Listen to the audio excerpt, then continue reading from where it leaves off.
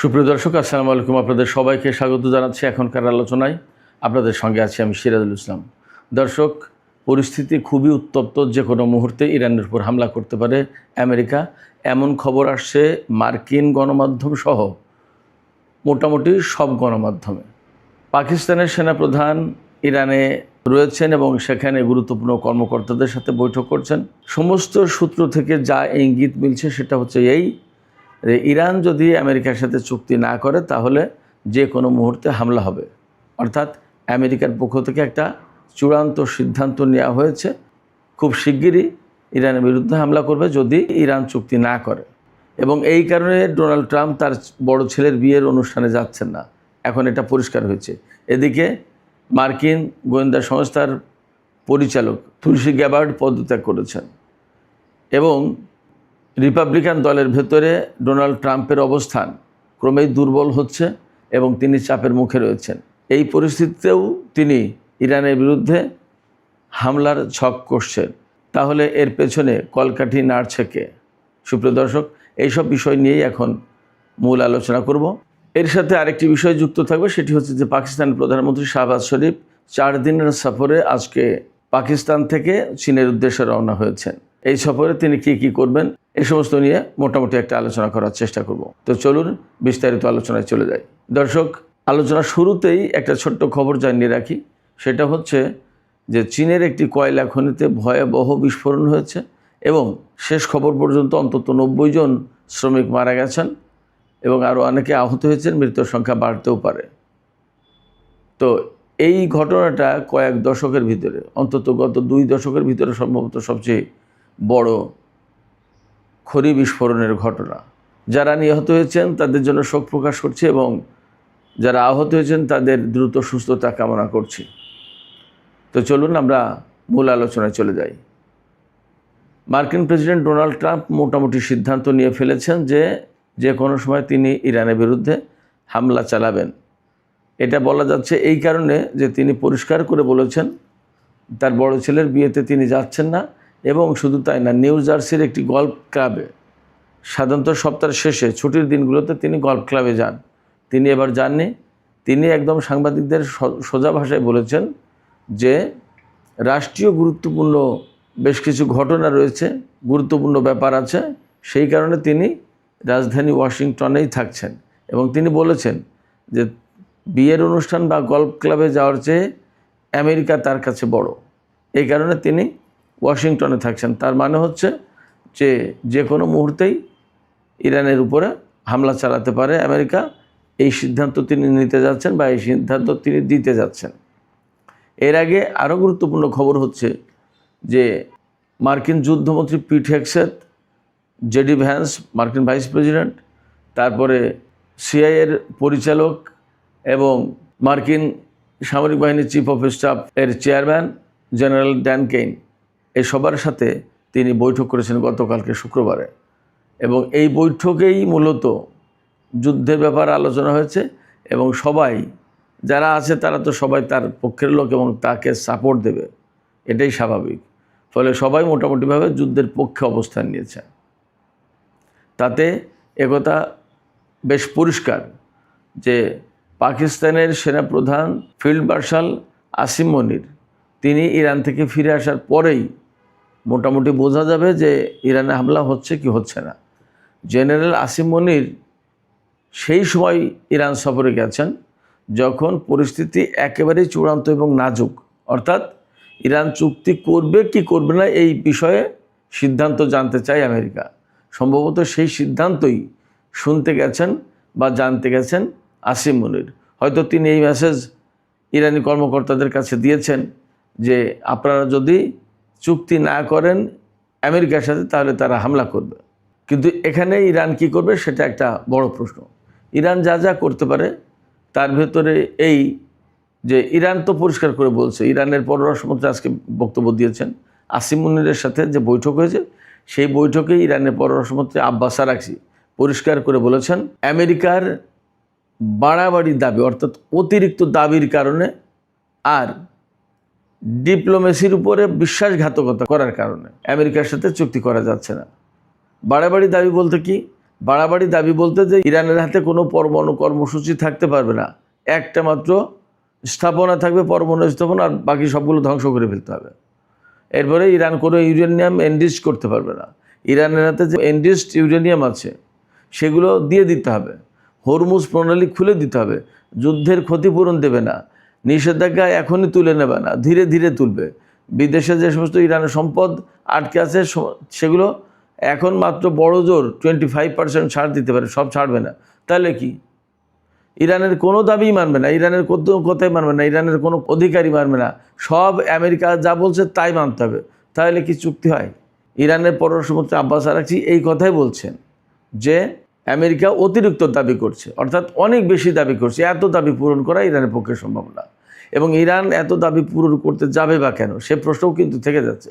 কারণ আমেরিকার পরমাণু কর্মসূচি আছে, আমেরিকার হাতে বোমা আছে, ইরানের হাতে তো বোমা নেই, ইরানের পরমাণু কর্মসূচি আছে। এবং ইরানের কথা পরিষ্কার করে বলছে বারবার যে আমরা এনপিটিতে সই করা দেশ, আমাদের অধিকার আছে, আমরা শান্তিপূর্ণ উদ্দেশ্যে পরমাণু কর্মসূচি পরিচালনা করব। এবং ইরান এখনও বলছে যে আমরা যে পরমাণু কর্মসূচি শান্তিপূর্ণ উদ্দেশ্য বাদ দিয়ে সামরিক উদ্দেশ্যে ব্যবহার করেছে, এটার প্রমাণ তো কেউ এখন দিতে পারেনি। এবং প্রমাণ দিতে পারেনি বলে 2015 সালে চুক্তি হয়েছিল। অথচ আমেরিকা জোর করে বলছে, এবং জোর করে বলছে কেন এটা পরিষ্কার। ইসরায়েলের কথাই পরিষ্কার, আমেরিকার কথাই পরিষ্কার, ইরানের কথাই পরিষ্কার। এবং সম্প্রতি নেতানিয়াহুর সাথে যে ডোনাল্ড ট্রাম্পের উত্তপ্ত বাক্য বিনিময় হয়েছে, বিতর্ক হয়েছে, বিতণ্ডা হয়েছে, তাতে তো একদম পরিষ্কার। এই যে সব জায়গা থেকে যে বললাম যে পরিষ্কার কি, সেটা হচ্ছে এই যে ইরান পরমাণু কর্মসূচি শান্তিপূর্ণ উদ্দেশ্যে পরিচালিত করলেও ইসরায়েলের দাবি হচ্ছে যে তারা, অর্থাৎ ইরান পরমাণু বোমা বানানোর চেষ্টা করছে, এবং ইরান পরমাণু বোমা বানানোর খুব কাছাকাছি। এই পরমাণু বোমা বানানোর খুব কাছাকাছি থাকা অবস্থায় ইরানকে যদি না থামানো হয়, তাহলে এই ইরান পরমাণু বোমা বানিয়ে ফেলবে, এবং ইরান সেই পরমাণু বোমা ইসরায়েলের বিরুদ্ধে ব্যবহার করবে। তাহলে ইহুদিবাদী যে রাষ্ট্র, এই রাষ্ট্রটির অস্তিত্ব বিলীন হয়ে যাবে। এটা হলো নেতানিয়াহুর কথা। এই কথা বলে আমেরিকাকে, বিশেষ করে ডোনাল্ড ট্রাম্পকে নেতানিয়াহু মিসগাইড করতে পারেন এবং ইরানের বিরুদ্ধে 2 দফা হামলা করানোর ব্যবস্থা করেছে। এখানে যে বিষয়টা গুরুত্বপূর্ণ সেটা হচ্ছে যে নেতানিয়াহু বা ইসরায়েলের মূল টার্গেট কি? মূল টার্গেট হচ্ছে পুরো মধ্যপ্রাচ্যে একটা গ্রেটার ইসরায়েল প্রতিষ্ঠা করা। আর আমেরিকার হাতে নিউ মিডল ইস্ট প্ল্যান রয়েছে। নিউ মিডল ইস্ট প্ল্যানের মূল উদ্দেশ্য কি? যে সেখানে আমেরিকা, ইসরায়েল, পশ্চিমাদের একদম পুরো প্রভাব থাকবে।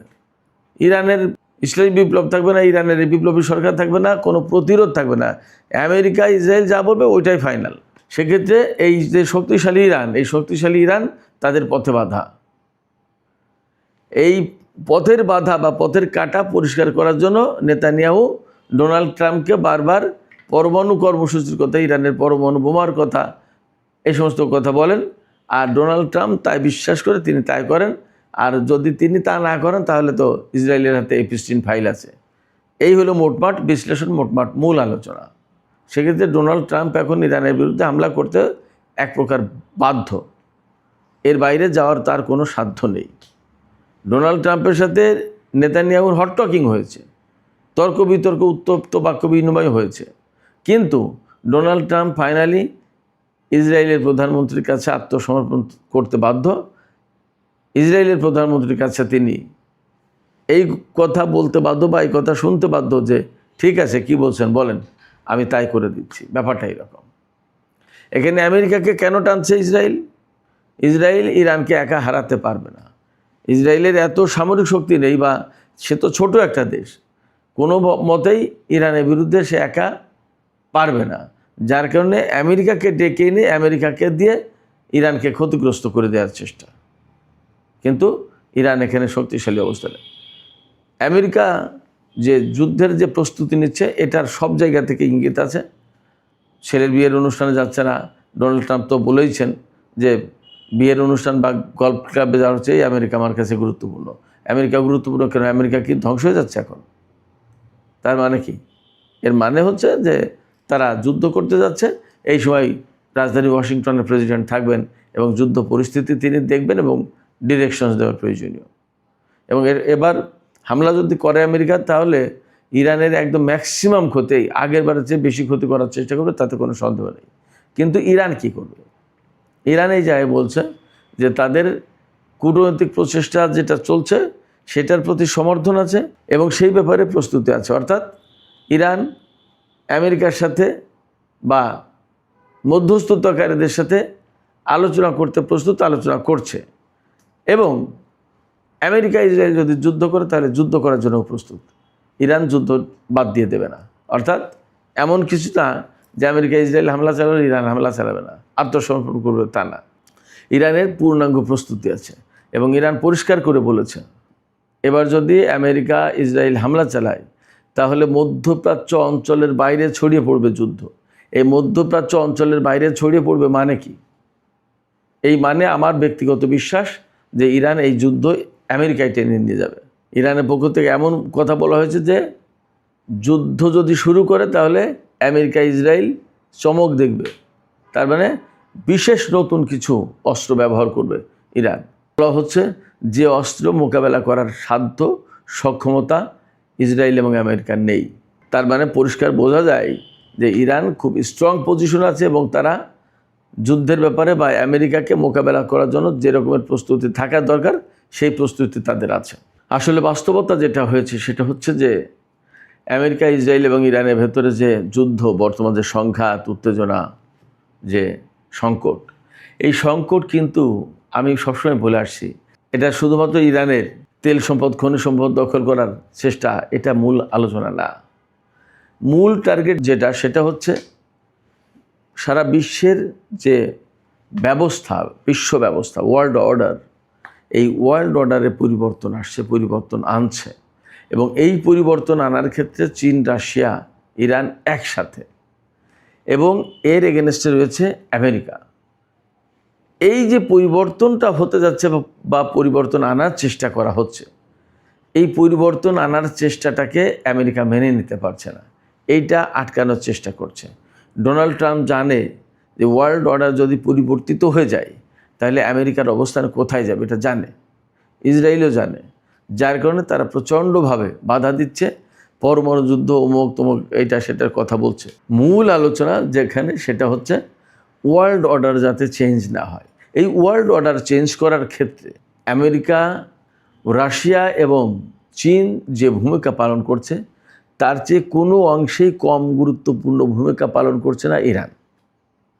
বরং আমি বলবো ইসলামী বিপ্লবের পরই ইরান সুদূর প্রসারী পরিকল্পনার আওতায়, দীর্ঘমেয়াদী পরিকল্পনার আওতায় আমেরিকার এই যে ইরান বলে বলদর্পী শক্তি আমেরিকাকে, এই বলদর্পিতার বিরুদ্ধে ইরান শক্ত অবস্থান নিয়েছে এবং ধীরে ধীরে এই বলদর্পিতা কীভাবে মোকাবেলা করা যায়, এর অবসান ঘটানো যায় সেই চেষ্টা করছে। সেই চেষ্টার অংশ হিসেবে তারা নানা ধরনের কর্মসূচি নিয়েছে, নিজেদের সামরিক শক্তি বাড়িয়েছে, নিজেদের অর্থনৈতিক সক্ষমতা বাড়িয়েছে, নিষেধাজ্ঞা দিয়েছে, সেটাকে মোকাবেলা করে এই পর্যন্ত এগিয়ে এসেছে এবং তার অস্ত্র ভাণ্ডার অনেক বেশি সমৃদ্ধ করেছে। রাশিয়া এবং চীনের মতো গুরুত্বপূর্ণ দুটি পরাশক্তি বা জাতিসংঘ নিরাপত্তা পরিষদের স্থায়ী সদস্যের সাথে তার সম্পর্ক অত্যন্ত ঘনিষ্ঠ করেছে। আঞ্চলিক দেশগুলোর সাথে তার একটা আলাদা রকমের সম্পর্ক তৈরি করেছে। এই যে পাকিস্তান এই ব্যাপারে এত মধ্যস্থতার চেষ্টা করছে, ইরানের সাথে ভালো সম্পর্ক থাকার কারণেই কিন্তু এটা হয়েছে। তো এরকম অনেকগুলো কাজ করেছে যে কাজগুলো ওয়ার্ল্ড অর্ডার চেঞ্জ করার জন্য গুরুত্বপূর্ণ ভূমিকা পালন করছে এখন।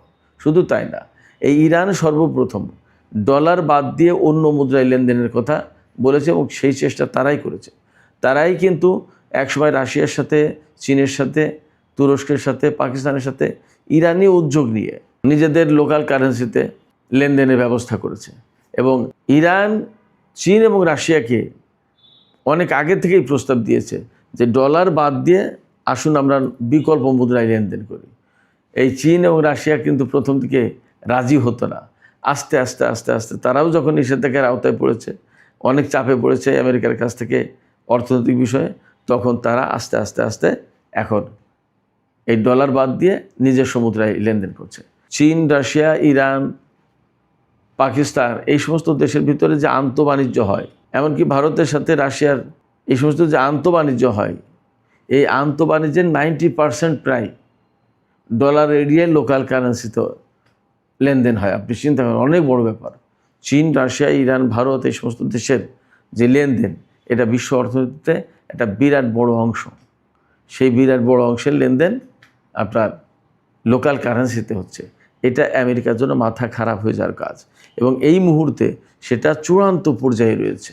সামরিক এবং অর্থনৈতিক প্রভাব আমেরিকার হাত থেকে চলে যাচ্ছে, এবং এটা বেসিক্যালি এই এশিয়ার দিকে চলে আসছে। ইরানও এশিয়ার দেশ, রাশিয়া যদিও কিছুটা ইউরোপ, তো বেশিরভাগই এশিয়ার ভেতরে, আর চীন তো এশিয়ার ভেতরে। আমেরিকা থেকে বা পশ্চিমা জগৎ থেকে এই নেতৃত্ব, এই নিয়ন্ত্রণ কিন্তু ধীরে ধীরে এশিয়ার দিকে চলে আসছে। এই জিনিসটা আমেরিকা বা তার সাঙ্গপাঙ্গরা মানতে পারছে না।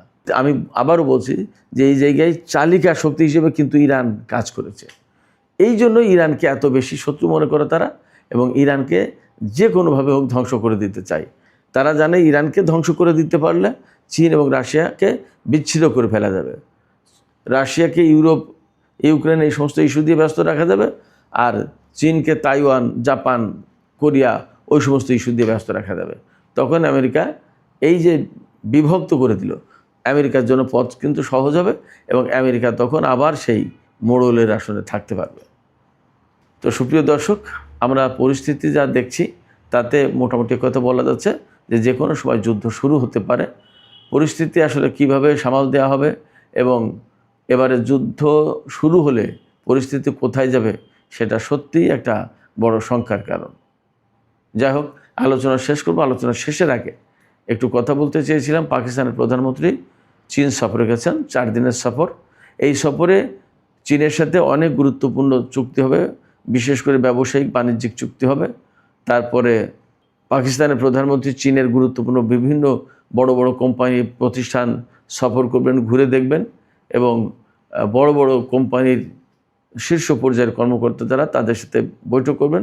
এছাড়া চীনা প্রেসিডেন্ট শি জিনপিং এবং প্রধানমন্ত্রী লি কিয়াং, তাদের সাথেও বৈঠক হবে এই সফরে। তার সাথে রয়েছেন পাক পররাষ্ট্রমন্ত্রী ইশাকদার, তথ্যমন্ত্রী, তারপরে রয়েছেন প্রযুক্তিমন্ত্রী, এবং আরও বেশ কিছু গুরুত্বপূর্ণ মন্ত্রী ও উপদেষ্টা। তো এই সফর সেই সময় অনুষ্ঠিত হচ্ছে যখন চীন এবং পাকিস্তান তাদের সম্পর্ক প্রতিষ্ঠার 75তম বার্ষিকী পালন করছে। এটা খুবই একটা গুরুত্বপূর্ণ ব্যাপার, এবং চীন পাকিস্তান দুই দেশই এই সম্পর্কে বলেছে যে এটা গভীর বন্ধুত্বের নিদর্শন। তারা ধীরে ধীরে দ্বিপক্ষীয় সম্পর্ক অনেক বেশি গভীর করতে পেরেছে, এবং এই ধরনের সম্পর্কে চীন এবং পাকিস্তান দুই দেশই অনেক বেশি খুশি। তো সুপ্রিয় দর্শক, আজকের আলোচনা এখানে শেষ করতে চাই।